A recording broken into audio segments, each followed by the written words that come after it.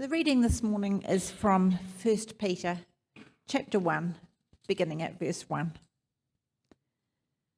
To God's elect, exiles scattered throughout the provinces of Pontus, Galatia, Cappadocia, Asia, and Bithynia, who have been chosen according to the foreknowledge of God the Father, through the sanctifying work of the Spirit, to be obedient to Jesus Christ and sprinkled with his blood. Grace and peace be yours in abundance. Praise be to God, to the God and Father of our Lord Jesus Christ.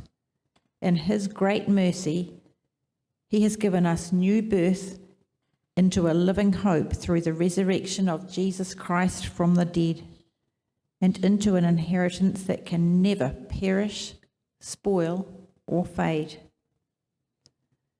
This inheritance is kept in heaven for you, who through faith are shielded by God's power until the coming of the salvation that is ready to be revealed in the last time. In all of this you greatly rejoice, though now, for a little while, you may have to suffer grief in all kinds of trials. These have come so that the proven genuineness of your faith, of greater worth than gold,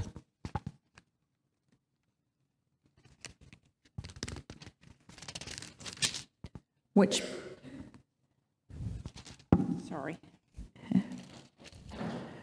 perishes even though refined by fire, may result in praise, glory, and honor when Jesus Christ is revealed. Though you have not seen him, you love him. And even though you do not see him now, you believe in him and are filled with an inexpressible and glorious joy, for you are receiving the end result of your faith, the salvation of your souls.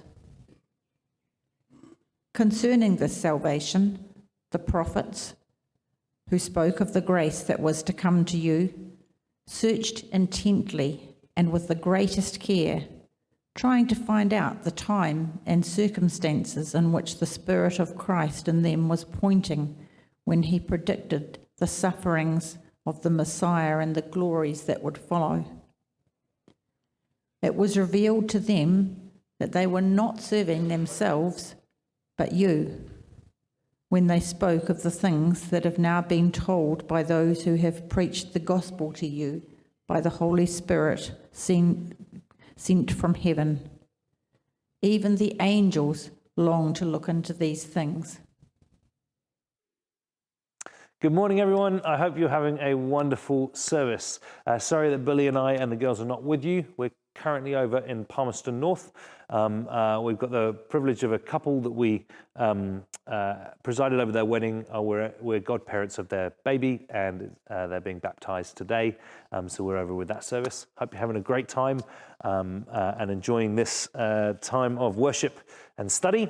I am really excited because we are starting a new sermon series today where we're looking for 5 weeks at 1 Peter. It's the first letter that Peter wrote towards the end of the New Testament, and we're going to look at it over 5 weeks. There's actually a week in the middle where we're doing our Bible study, which is this time is on the Gospel of John, which is followed by a Soul Lab. So get on reading the Gospel of John, because it'll be so much richer if you've read it recently. But for around that 5 weeks, we're going to be looking at 1 Peter. I actually recommend reading 1 Peter each week as we go through this, because again, it'll be richer for you as we become immersed in Scripture, as we become more familiar with it. We'll get to know it more, and it can impart into us. There's a couple of reasons why we're studying the book of 1 Peter. Firstly, because Billy and I were praying earlier this year about what we felt that we as a congregation needed, and 1 Peter came to mind as we were doing that. There's a couple of thoughts of why that makes sense.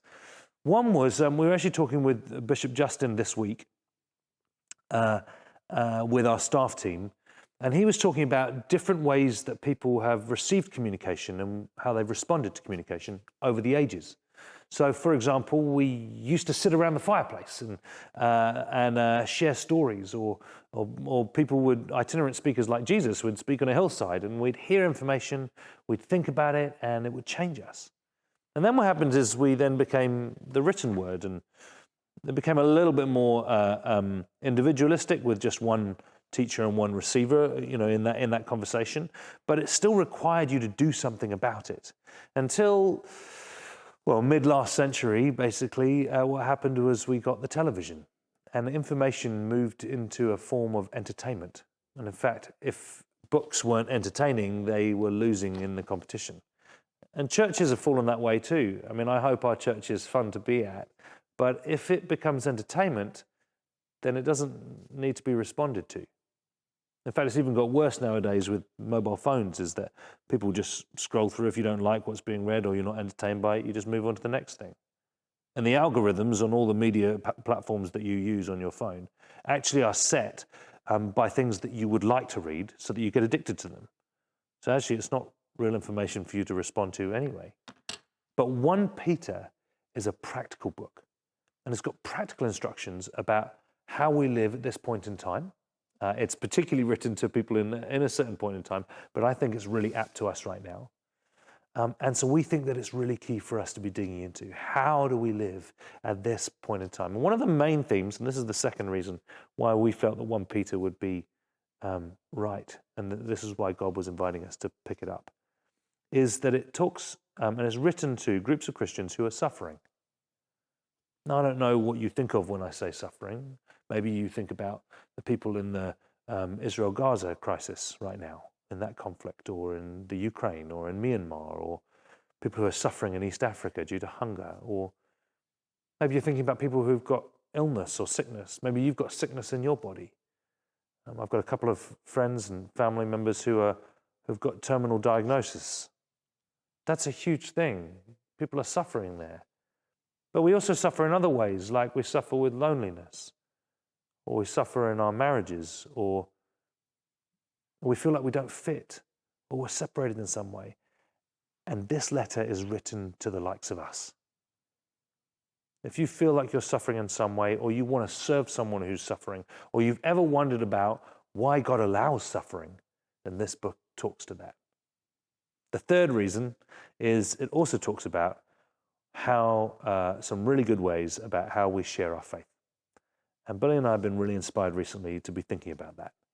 And we did our Alpha course really earlier this year, but we want to keep at the forefront of our mind that it is important for us to share our faith, share the good news of Jesus with our neighbors, with our friends, with our family members who don't know, with those who are around us, with our work colleagues, with people that we meet.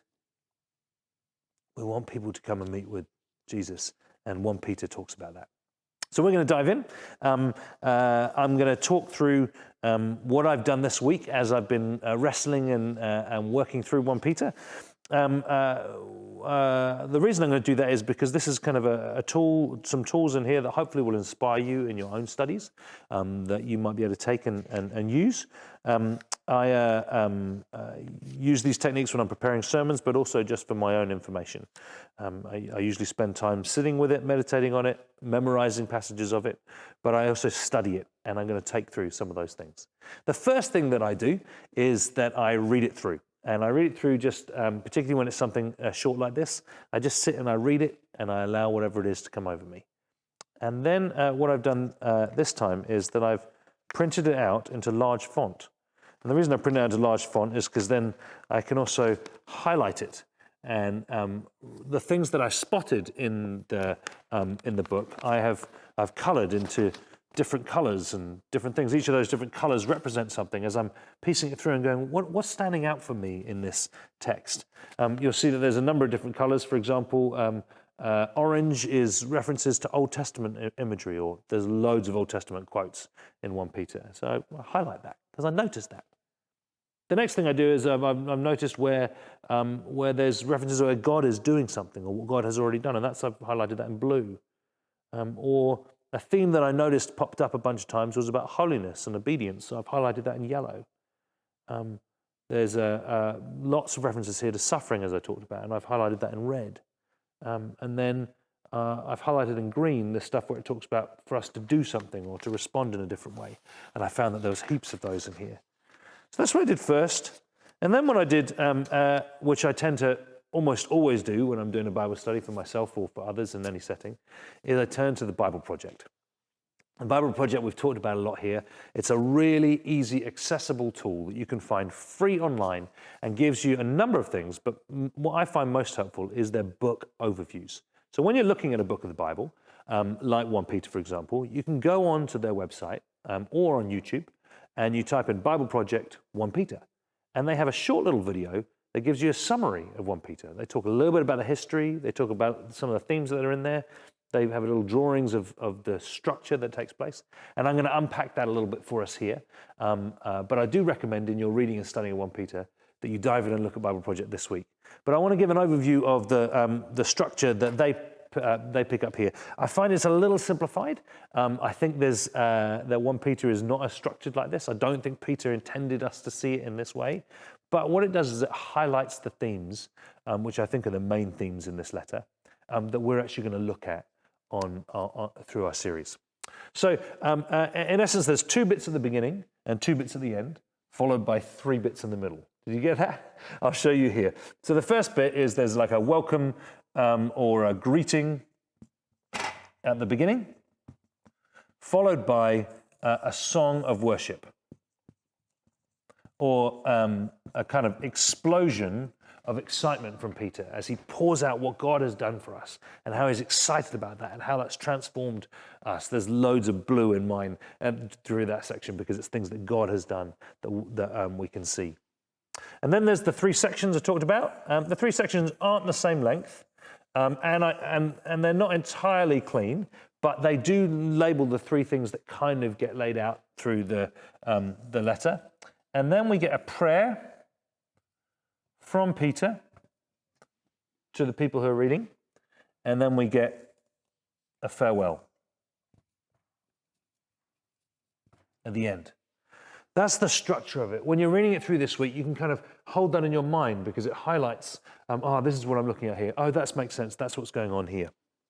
These 3 key sections that get worked out is the first section has heaps of references from the Old Testament. And really what's happening is that he's inviting us to become part of a new community, the family of God. In fact, we're invited to be like the family of Abraham. And there's lots of imagery there that points us into that. And that shows that who's being spoken to here gets that first and foremost, we are included, we're welcomed, we're enjoined, we're part of the big story that started in Genesis that's going to go right through to Revelation. And that in this journey at this moment in time, we are part of that story. It's really inclusive, it's really encouraging, it's really surprising and delighting in us. The second image that comes through is about how do we live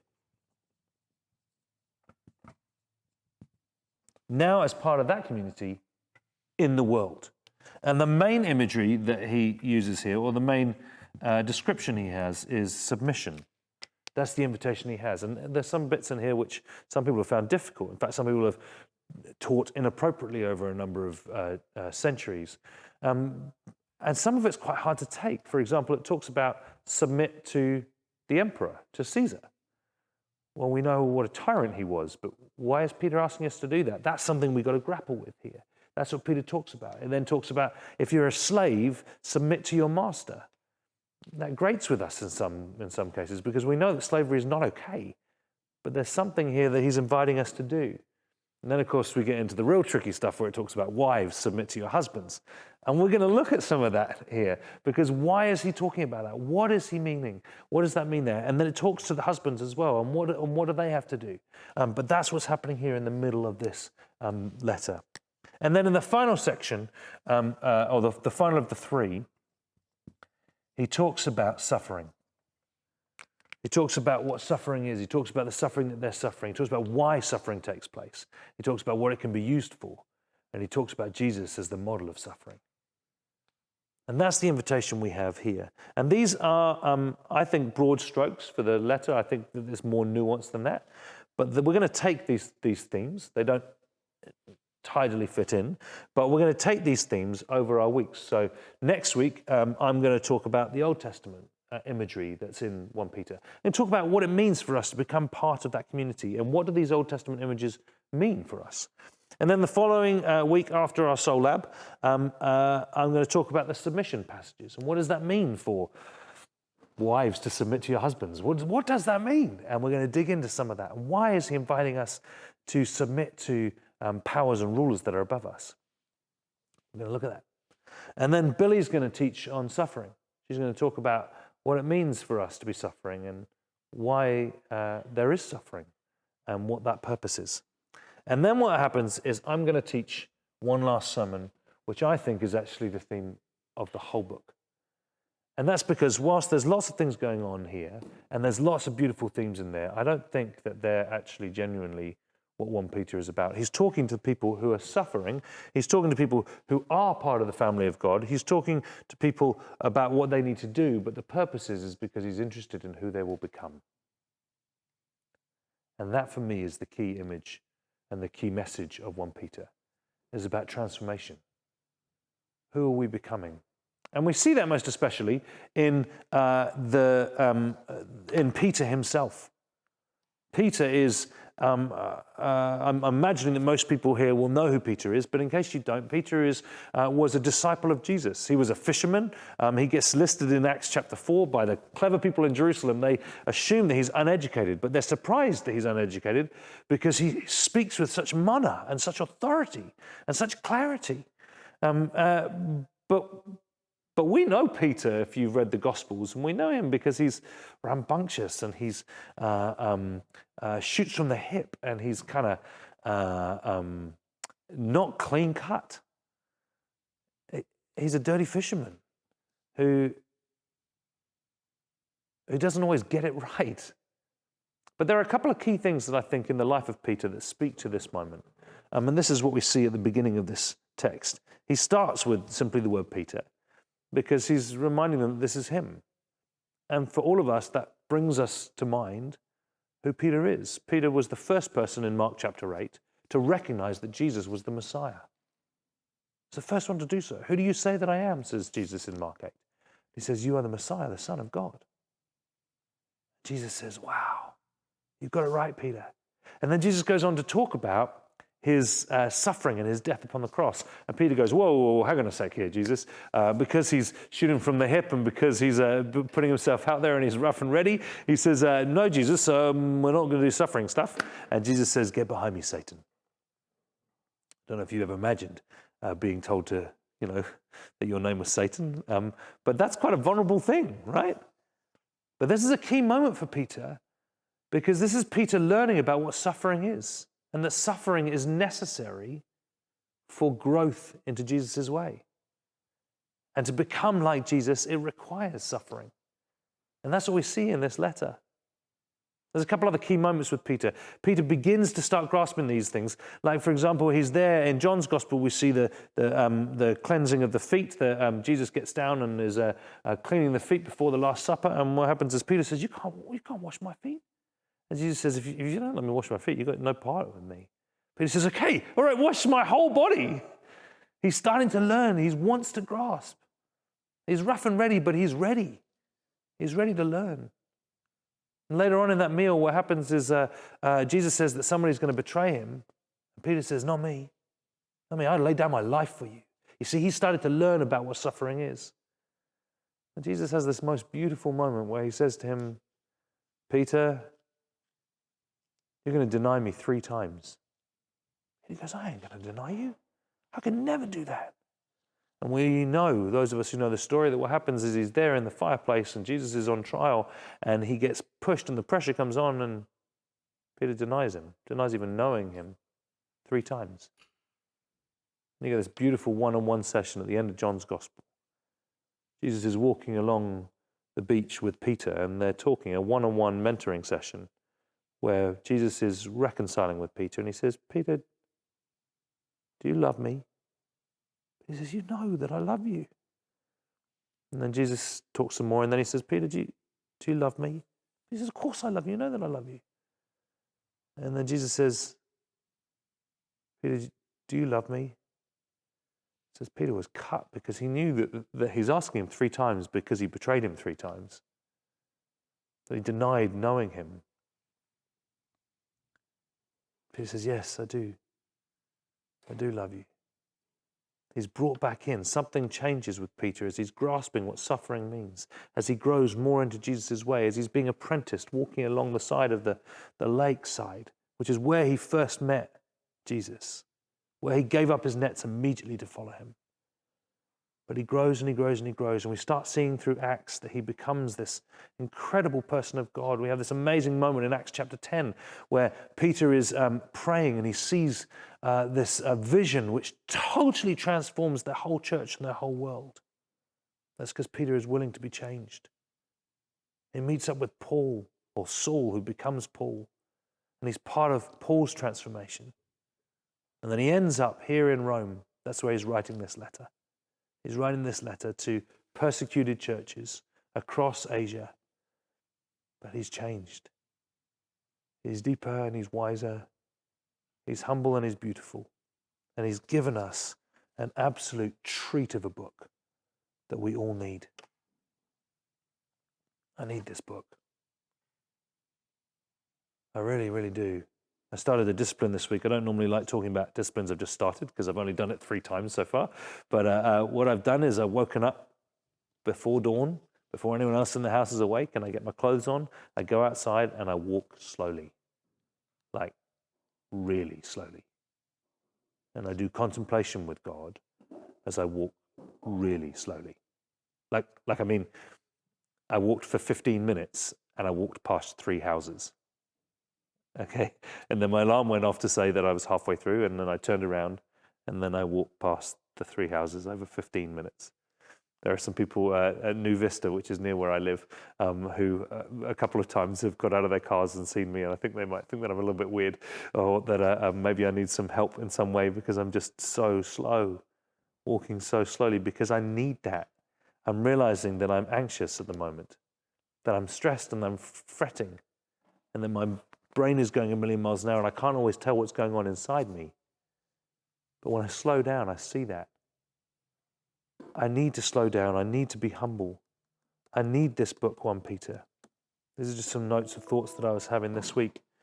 Just as I'm reading it through, I'm making notes and thoughts. And the person that 1 Peter calls us to be is wonderful. And I want to be this person. Peter describes what you can be too. It paints a picture of what we can become: gentle, tender-hearted, humble, genuine love for one another, returning good for evil, slow to anger, joyful in all circumstances. When trouble comes, I rejoice because it makes me better. I need this book.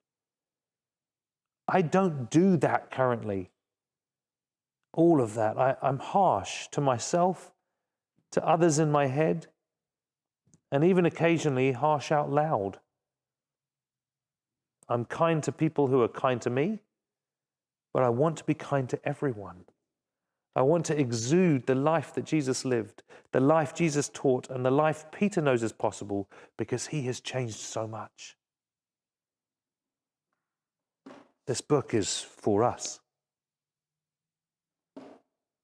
Just going to finish by reading these first bits here in 1 Peter chapter 1. To God's elect, exiles scattered throughout the provinces of Pontus, Galatia, Cappadocia, Asia, and Bithynia. These 3 words I just want to unpack, and we'll finish here. Elect, exiles, scattered. The word elect simply means chosen. You are chosen. You are here because you are chosen. I mean, in this universe, you're here because you are chosen. Every single one of us, God wants us to be here. He has chosen us. The second word, exiles, actually is the Greek word paropodimos. And what that literally means is like foreigner or stranger in the land. It's like someone who doesn't have a visa, who's not welcome. And for many of us, we feel strangers. Sometimes we feel strangers to ourselves. Sometimes we feel strangers in our family. Sometimes we feel strangers in our community of some way, or in our church, or in our land. Some of us literally don't get, the same rights as others because of our status or because of our education, and we feel different. And the last word, scattered, it's actually the word diaspora, which gets used of the Jewish people who are scattered everywhere. But this isn't written to Jewish people, it's written to Gentiles. And we are spread out. And we are scattered, and we're foreigners, we're strangers. But we're chosen.